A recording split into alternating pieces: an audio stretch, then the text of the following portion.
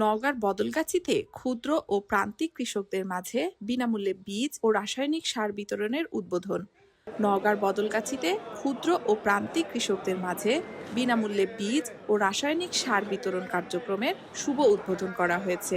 আজ শনিবার দুপুর 12:30টায় উপজেলা পরিষদ অডিটোরিয়ামে উপজেলা কৃষক সম্প্রসারণ অধিদপ্তরের আয়োজনে ক্ষুদ্র ও প্রান্তিক কৃষকদের মাঝে বিনামূল্যে বীজ ও রাসায়নিক সার বিতরণের উদ্বোধন করা হয়। এতে প্রধান অতিথি হিসেবে ছিলেন নওগাঁ ৩ মহদেবপুর বদলগাছী আসনের মাননীয় সংসদ সদস্য ফজলে হুদা বাবুল।